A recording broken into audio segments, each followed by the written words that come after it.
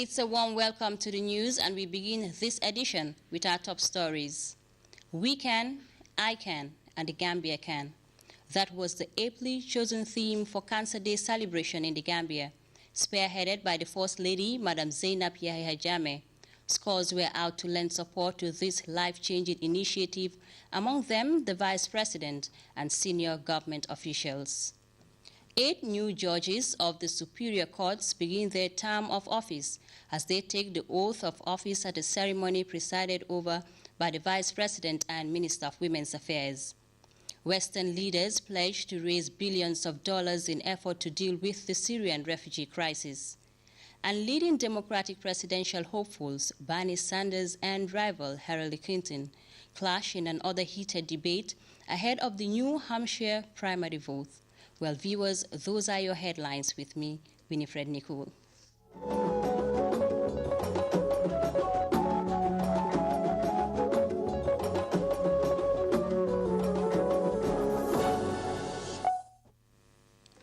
Thanks for joining us once again.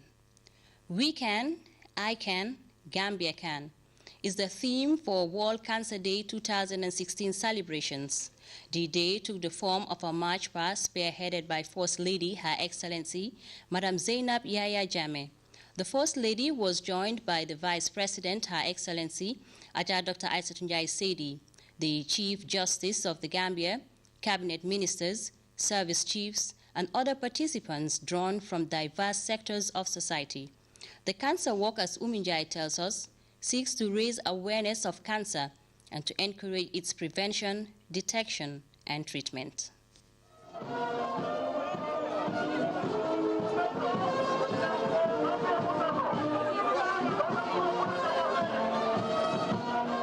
The First Lady's anti-cancer campaign came hard on the heels when the deaths caused by the dreadful cancer disease were on the rise in the country.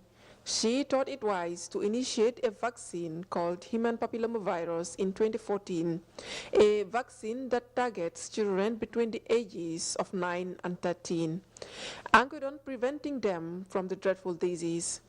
The vaccine has already started creating waves in the home front.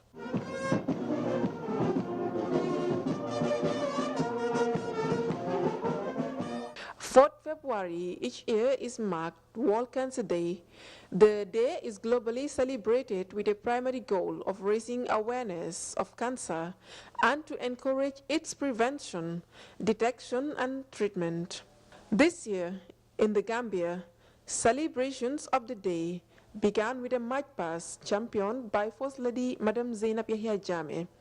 The parade saw the Vice President and multidisciplinary institutions, both from the private and public arena, who all assembled to support First Lady's cause to raise awareness of cancer and to significantly reduce illness and deaths caused by cancer. Cervical cancer is the most common form of cancer among women in the Gambia, accounting for 34% of all registered female cancers. Liver and breast cancer are also prevalent in the Gambia. Most Gambian women with cervical and breast cancer seek medical assistance often too late when the disease has already reached an advanced stage, thereby making it difficult to cure. Women in the Gambia, despite having access to free and routine screening exercises, they lack the knowledge about cervical and breast cancer, which contributes to the high level of preventable deaths caused by cancer. This noble initiative, championed by First Lady Jammeh, is a particular way in which the world at large can unite in the fight against the global cancer epidemic. The WHO country representative in his statement acknowledged that the menace can be reduced with collaborative efforts, but not without felicitating the First Lady for the move. Tobacco use, alcohol use, unhealthy diet, and physical inactivity are main risk factors of cancer. Some of these factors also include infections, as we have seen, mainly viral infections. Therefore, prevention and control of cancer lies within our means, since many of these factors can be influenced by human behavior. And this we can do by creating awareness, as we are doing today. The Vice President, Her Excellency Aja Dr. Aisitunjai Sedi, said the Jammeh administration, through its close collaboration with stakeholders in the health arena, has registered remarkable gains in the fight against cancer. Vice President urged all to unite under one umbrella to combat the dreadful disease and reminded people that all are affected by the disease in one way or the other. There's not a single person in this gathering today who has not been affected by cancer, either directly or indirectly. Because we should all agree, even if your direct family member, immediate family member is not affected by cancer, we are one Gambian family. And therefore, anybody affected by any form of cancer, any of the 7, indeed means that you are affected in one way or the other. Therefore, this is a laudable effort, and we all have a stake in this event. Cancers, according to health experts, are among the leading causes of death around the globe, and statistics indicate that each year about 14.1 million new cases occur. The Gambia is no exception to this. First Lady Madam Zainab Yahya Jammeh, in her statement, touched on key areas bordering the prevention and control of cancer. She informed the gathering that Gambians now have increased access to healthcare, vaccines, and other necessities through the efforts of the Jammeh administration. She noted that commemorating the day on this apt theme, I can, we can, the Gambia can, will give a chance to many to showcase what they can do to combat the virus. Each year, about 14.1 million new cases of cancer occur globally, and cancer causes about 8.2 million deaths in 2012. More than 60% of the world's total new annual cases occur in Africa, Asia, and Central and South America, and these regions account for 70% of the world cancer deaths. Like most other African countries, there is cancer in the Gambia. The most common types of cancer in the Gambia are liver, cervical, breast, prostate, stomach, and lymphomas, that is cancer affecting the lymph nodes, especially in children. Sadly, all of our cancer patients seek medical assistance often too late when the disease has already reached an advanced stage, thereby making it difficult to cure. With early diagnosis, early detection, and management, cancers can be reduced and controlled in a faster way, but this can only be done by avoiding the risk factors associated with cancers. Ominjai, GRTS. Officials of the National Council for Civic Education Wednesday presented Council's 2014 Audited Activity Report and Financial Statement for scrutiny, as Louis Mendy reports on the legislative exercise convened to bring accountability and transparency in public institutions.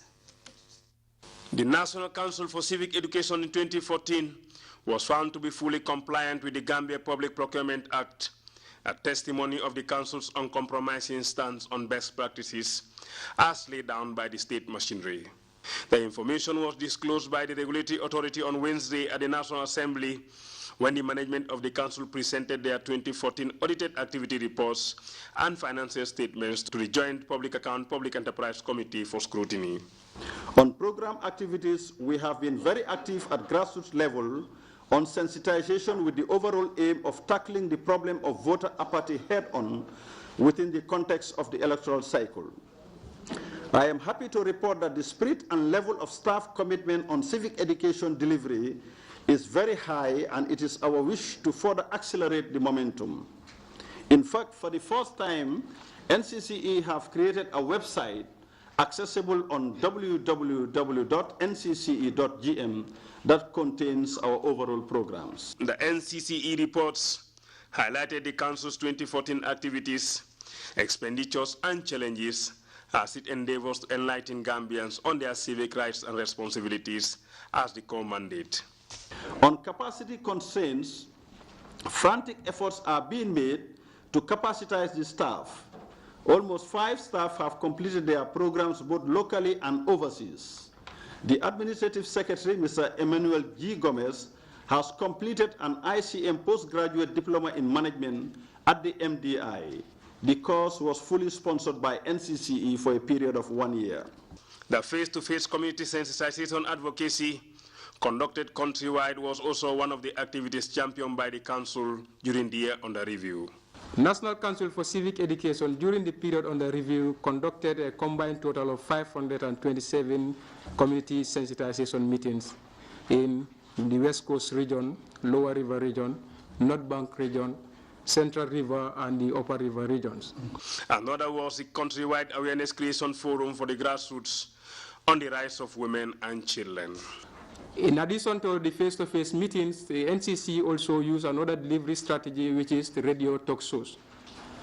During the period under review, the National Council for Civic Education conducted 69 radio programs at North Bank Community Radio, that is Kerawan, Paradise FM, Farafenye, Soma Community Radio, Bansang Community Radio, Unique FM in Basse, Biam Community Radio in Fonyi, Brikama Community Radio FMB, Gunjur Community Radio Jane Korodas in Combo South, City Limits, Star FM, West Coast, and GRTS. But the Council's challenges, as highlighted in the 2014 reports, included mobility, the lack of office space, the lack of quorum at governing council level, and the regularization of the chairmanship. It is the Council's desire to get the constraints fixed for its long-term viability and perfect discharge of duties. Despite the fact that GCCE has a bright 2014 in its quest to fulfill its mandate, the Council is set to return to the National Assembly on Monday for questioning on the reports, an annual legislative session designed to bring accountability and transparency in public institutions. Louis Mendy, GRTS. 8 new judges were sworn in at a ceremony presided over by the Vice President and Minister of Women's Affairs, Her Excellency Aja Dr. Aisatunjai Sedi. The 8 judges, all Nigerians, are set to serve in the Gambia's superior courts. The swearing-in ceremony of this group of highly trained Nigerian judges is expected to add quality to the country's judicial system. H.N. Silva reports. I, Justice Suleiman Awunino Babatunde Abdurrashid. I, Justice NICOL Kem, having been appointed as Judge of the High Court of the Islamic Republic of the Gambia, do swear that I will be faithful and bear true allegiance to the Republic of the Gambia according to law. And now these newly sworn-in judges of the superior courts will set out to their respective jurisdictions to carry out a noble task they swore to uphold without fear or favor, in line with these prescribed oaths of allegiance, office, and secrecy, not to mention these words of wisdom from the Vice President. Definitely Gambians want to see justice as much as possible. And His Excellency has done all he can to provide the wherewithal. The infrastructural development is there. He has decentralized structures of the courts to ensure that people access. But as I said, what he needed was human capital to fill it. And this was the gap that both the Attorney General and Ministry of Justice and the Judiciary is trying to fill under the direction of His Excellency the President.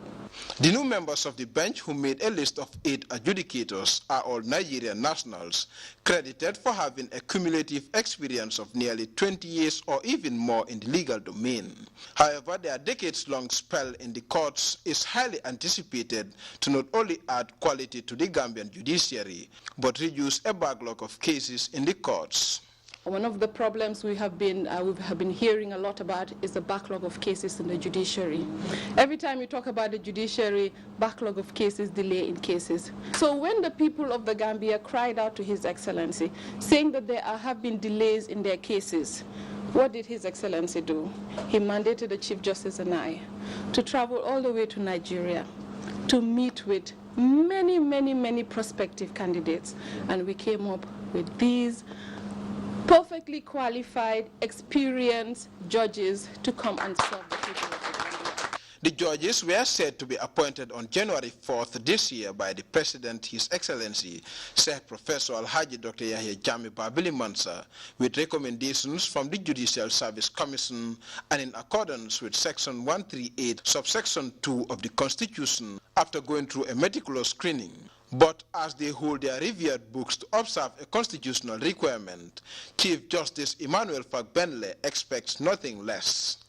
It is my hope that these new judges that we swear in today will approach their new assignment with zeal and enthusiasm, as they have demonstrated since their arrival on the shores of the Gambia, and do their very best in decongesting our courts so that the complement of the efforts of the judges and magistrates on the ground can also add to their own.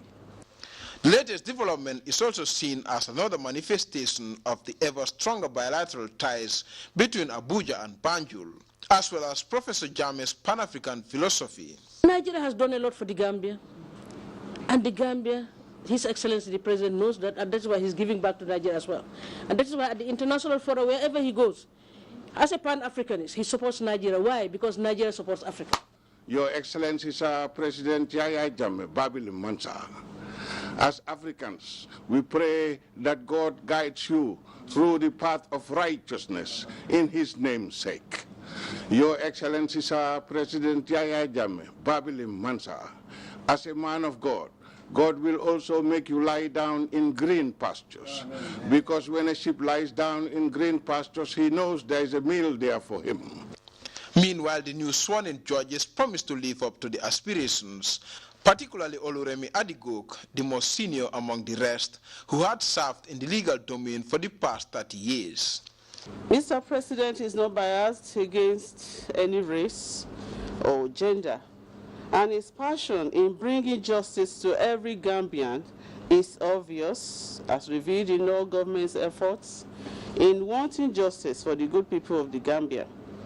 And again, this is manifested in what his government has done in inviting us to come and contribute our knowledge and skills to complement the President's dream of delivering justice to every citizen of this great country. The Vice President later handed over a fleet of 10 new Chevrolet cars to the judiciary courtesy of President Jammeh. The hiring of these experienced adjudicators in the country's judicial system coincides with the government's ongoing move to decentralize justice dispensation to the doorstep of every Gambian. However, their arrival has also shown a promising sign that delay in justice delivery could be put to rest in the near future. Etienne Silva, GRTS. During a cultural field visit to some landmark historical sites in the Gambia Senior Secondary School Aspinet Club paid a visit to Armitage Senior Secondary School in Janjanbureh, Central River Region. The visit, as Aissatou Keita reports, was meant to revive the Aspinet Club of Armitage Senior Secondary School, as well as strengthening the bond of friendship between the two sister schools. It was a joyous moment and a source of pride for closely knitted schools who, in spite of distance, are bonded by a common goal, which is working towards the development of their country as future leaders. Armitage Senior Secondary School, one of the oldest schools in the country, located in the cosmopolitan island town of Janjanbureh, has always been known for its unique and diverse settings when it comes to discipline, encapsulated in its motto, enter to learn and go forth to serve. This was the maxim used by Gambia Senior Secondary School Aspinet Club during their cultural visit to the Central River region to further preach the idea of Aspinet at Armitage, as well as building friendship among themselves. We embarked on a field trip to Kawurwasu and Janjanbureh in CRR as part of promoting our whole school approach for Aspinet activities as stated in our recommendation for strategic plan of action for UNESCO APSNet 2014 to 2021. Ladies and gentlemen, all the things mentioned above are some of the major achievements, but however, we are here today to achieve another objective, which is to revive the UNESCO APSNet Club in this magnificent school, Armitage Senior Secondary School. Most of you have never even crossed Brikama. You've came over here, or you've come over here and you've learned certain cultures of Armitage Senior Secondary School, what it means to be a boarding home student, what it means to go across Kauru. How is the way like? You know, you have been learning all the way, and you're going with a lot of knowledge when you go back. And that knowledge or the friends that you built up in Armitage Senior Secondary School will exercise that peace and tranquility, because whenever you see them, there is that sympathy that is built in you. It was a 3-day visit that opened up the prospect for them to interact as students, thus strengthening mutual understandings as ASPNet members. Their field trip to Armitage coincided with the school's Indakunda competition, an event that gave Gambia Senior Secondary School students the chance to participate in the competition, something that further signifies love and camaraderie among the students. We are very much grateful for your visit, and this thing is something great. You guys have learned a lot, because only staying in Kombo doesn't mean that you can learn. Not only in school that you can learn. By going out, seeing other places, you can learn a lot. And to know the Gambia is something that is very important. You don't only have to stay in Kombo and think that is the end of the Gambia.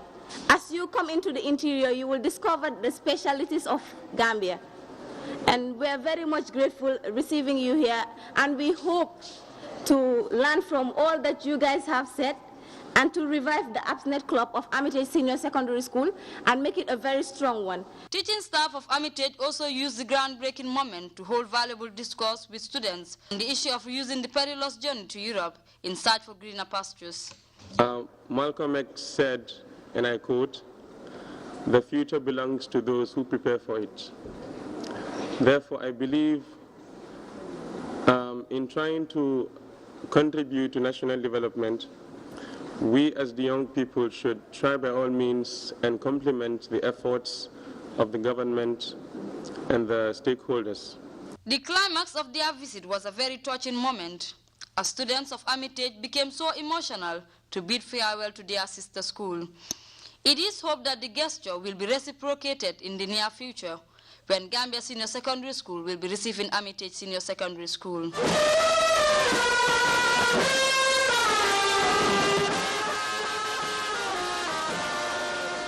Reporting for Grts News, I am Aissatou Keita. The Gambia Supreme Islamic Council would like to inform the general public that Sunday, 7th February 2016, which corresponds to the 28th Rabi 1437H, would organize a national conference on His Excellency the President of the Republic of the Gambia, Sheikh Professor Alhaji Dr. Yahya Jammeh Babili Mansa's historic declaration of the Gambia as an Islamic state. It is in this regard that the Supreme Islamic Council deems it necessary to educate the citizenry on the concept. A media release from Council says it is sincerely inviting the general public to grace this historic pronouncement. The venue for the national conference will be at the Doha Conference Hall of the Supreme Islamic Council headquarters, Kanifing, at 9 a.m. We will be back with news from outside the Gambia after this break. Stay tuned.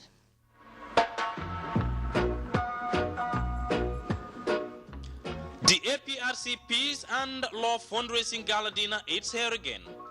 Yes, the Party of Peace, Progress and One Love brings you Valentine's Gala Dinner. Under the chief patronage of His Excellency Sheikh Professor Dr. Alhaji Yahya AJJ Jammeh Babili Mansa, President of the Gambia and APRC Party Chairman. The Alliance for Patriotic Reorientation and Construction, APRC, invites you to its Grand Peace and Love Fundraising Gala Dinner, happening on Saturday, 13 February 2016. Venue is at the Senegambia Beach Hotel, commencing at 8 p.m. It is a night of excellence and style. Artists performing include Jaliba Kuyate and Kumareban, Jalikeba Kuyate, Usunjai Senior, Abu Anfafa, and Baibabu. Enjoy Valentine's with the APRC with one love and one heart. For more information, call 3319744 or 4496968.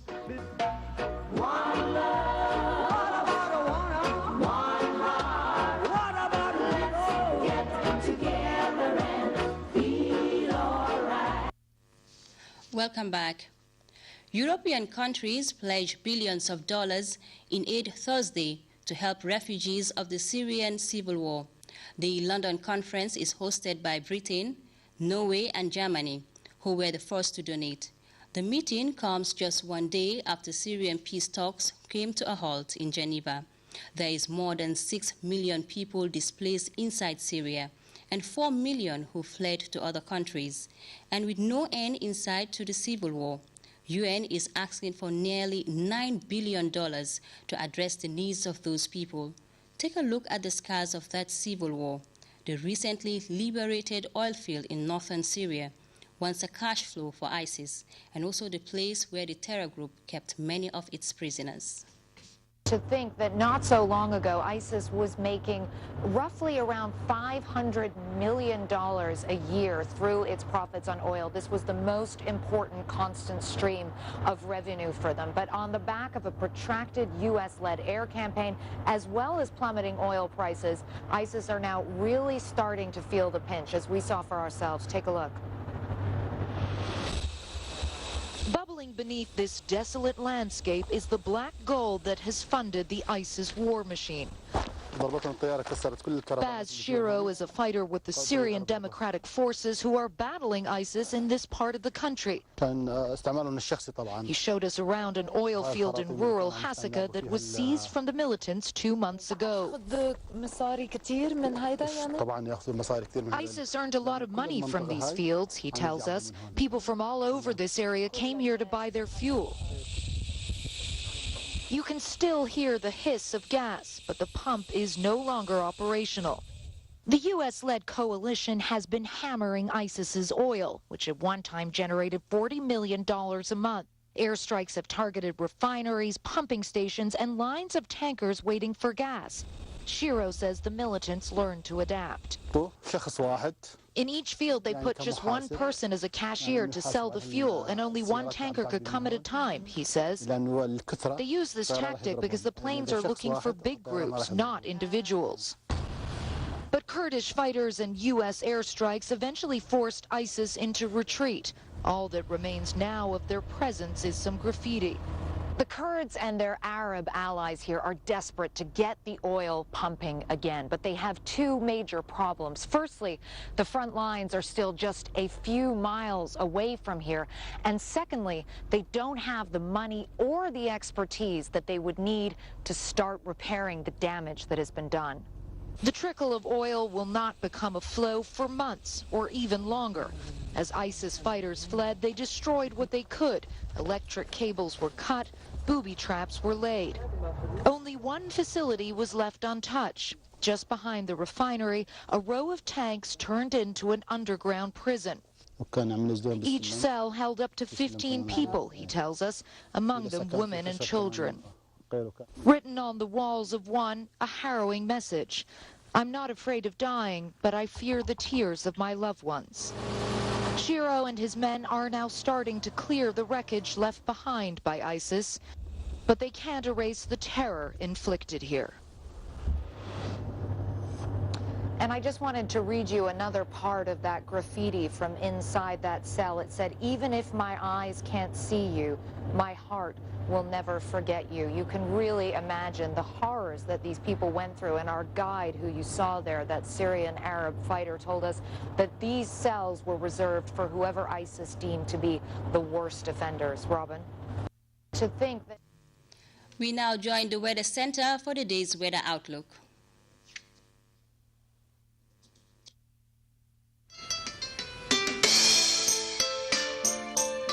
The Gambia is endowed with a wonderful landscape full of baobab trees. Like its Cape Point in Bakau, it is one of the most exotic sceneries in the world.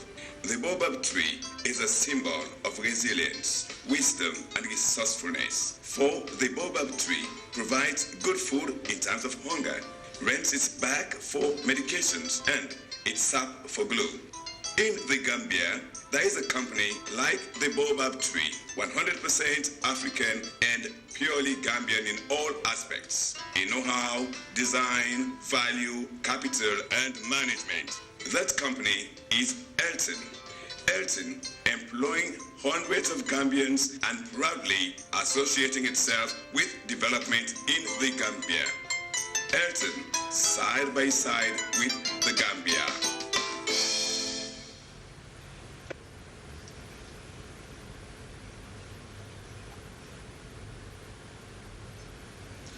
Good evening, viewers. Welcome to the weather segment with me, Abukan, beginning with a summary of the weather today. It has been hazy over most parts of the country. Satellite will show dusty conditions over the Sahel and convective clouds over southern Africa. Tonight, a fairly warm atmosphere will prevail, and tomorrow the weather will be cool and misty, particularly over the coastal areas, becoming slightly hazy, sunny and warm thereafter. Surface winds will be mainly easterly in direction, moving at a speed of 5 to 15 km per hour. Minimum temperatures will be 17 degrees Celsius over Greater Banjul, 15 degrees Celsius over West Coast, 16 degrees Celsius over North Bank and Central River region, and 13 degrees Celsius over URR. Maximum temperatures will be 38 degrees Celsius over Upper River regions, 37 degrees Celsius over Central River region, 36 degrees Celsius over the central part of the country, dropping to 34 degrees Celsius over the coastal areas. Low tides would be 0.6 meters at 2 a.m. and 0.4 meters at 2 p.m. High tides would be 1.5 meters at 8 a.m. and 1.7 meters at 8 p.m. Waves would be 1 to 2 meters northerly swells. The sun will rise at 7:34 in the morning and will set at 19:07 in the evening. Well, viewers, that's all we have for you tonight's focus, and thanks for watching.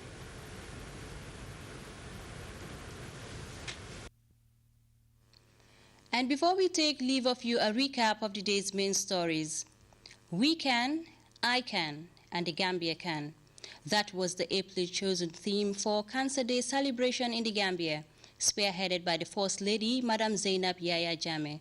Scores were out to lend support to this life-changing initiative, among them the Vice President and senior government officials. 8 new judges of the Superior Courts begin their term of office as they take the oaths of office at a ceremony presided over by the Vice President and Minister of Women's Affairs. Western leaders have pledged to raise billions of dollars in efforts to deal with the Syrian refugee crisis. And leading Democratic presidential hopefuls Bernie Sanders and rival Hillary Clinton have clashed in another heated debate ahead of the New Hampshire primary vote. Well, viewers, that was all in this edition of the News at 10. From me, WINIFRED, NICOL, and the entire news team, thanks for the pleasure of your company. Do stay with us and enjoy the rest of our programs.